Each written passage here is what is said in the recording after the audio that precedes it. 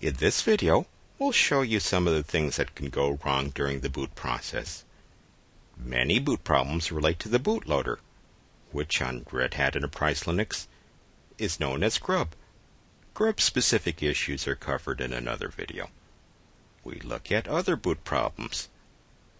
Sure, problems can happen with the computer power-on process, also known as the power-on self-test, POST for short, but that's not related to Linux and is therefore not covered on the exam. After you select a stanza in grub, it loads the kernel along with the initial RAM disk, as defined in the boot directory. If there are problems with that boot directory, you may want to look there, go into rescue mode and see if something is misspelled, or something silly like that. Once it loads the basic files, it eventually gets to the etc init tab configuration file. There can be a lot of things that go wrong there. What happens if some administrator sets your default run level to 0? The system would start and immediately move to shutdown. What happens if some joker makes your default run level 6, or even just run level 3? The system would not start the GUI, as may be required on your exam. Let's look at some of the other directives. What happens if there's an error here? Your default run level is 3, yet all you see booting are single user mode services. You may have an error like this.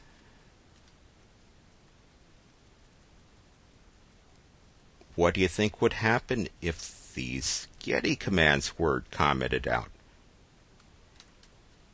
Gettys are what start login terminals. If these are commented out, then there would be no login terminals, at least text mode login terminals.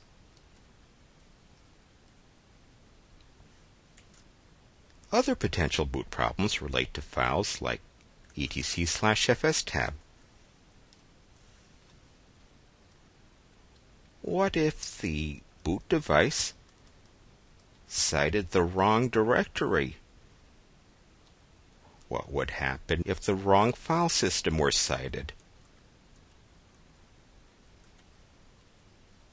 Mucho trouble.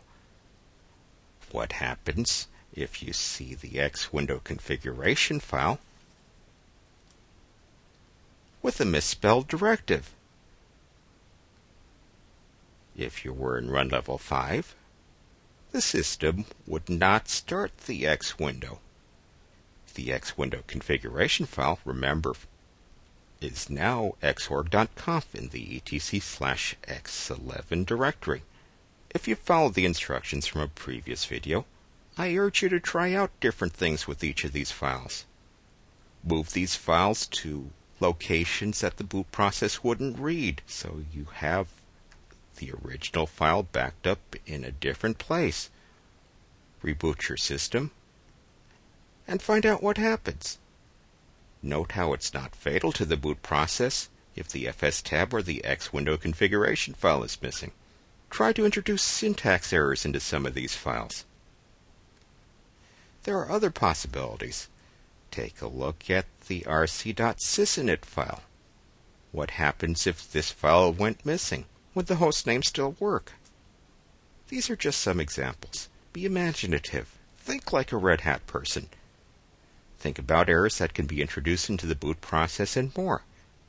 Reboot your system. See what appears on your system. Do that a number of times, and you'll be ready for the troubleshooting portion of your exam.